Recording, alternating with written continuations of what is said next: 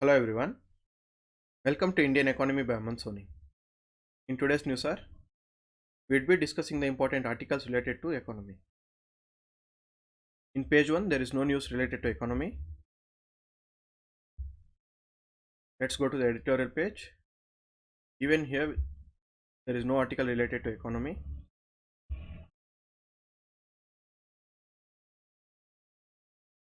In the business page, there are few articles. In yesterday's news, sir, we have discussed that because of the increase in the global oil prices, there would be increase in the current account deficit because of the higher payments that the government has to make. And the article talks about the same thing.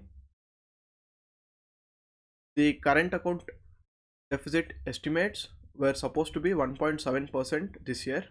Now, because of the change in oil prices and because of the behavior of other central banks like the US Federal Bank and the impact on the yields, now the current account deficit is said to be going to be around 2.6%. So you can see the revised estimate, the current account deficit has increased by almost 0.7%.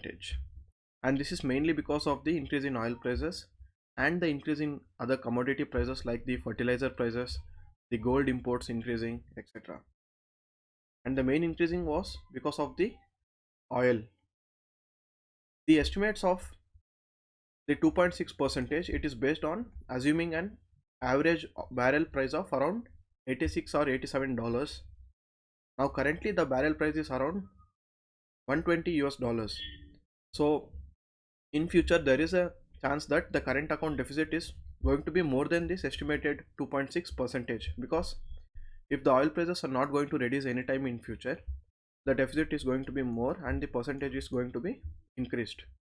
And certain economics from the various studies, they have shown that a 10% increase in the global oil prices would have an impact of 0.3% on the deficit. That is, with every 10% increase in the global oil prices, the current account deficit would increase by 0.3%.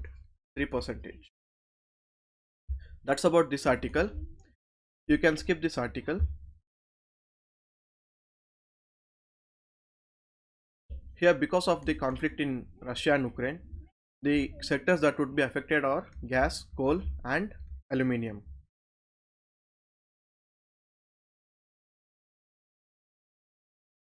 And even the sunflower oil would be impacted. The retail prices of various consumer vegetable oils would be impacted because Ukraine and Russia, they almost send 90% of exports to India for the sunflower oil. And now because of the conflict, it is going to affect it, and we could see the impact on the retail prices after a month or 1.5 months.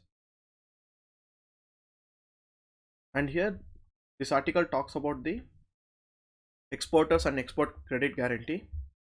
Here we have two concepts. What are soft loans? Soft loans are those loans which are generally given at a very less percentage or 0% in order to help the person who is taking the loan.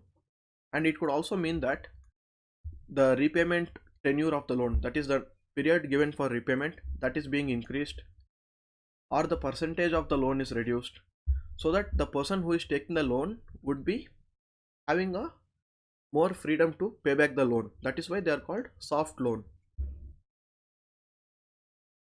And the government is thinking of giving guarantee to the banks lender of letter credit. What are letter of credits? See, when an exporter is exporting something, he has to take something called a letter of credit. It shows that if the importer is not able to pay, or the exporter wants to meet some funds to meet the export, the bank would give the guarantee. It is a letter of credit that we would meet the funds so that the import or export would happen smoothly. This is the letter of credit given by banks. This is like a bank guarantee. Now, because of the impact, the Russian government, the Russian banks have been removed from the SWIFT payment mechanism. The exports that we are supposed to get, the money that the Indian banks are supposed to get, we didn't get that.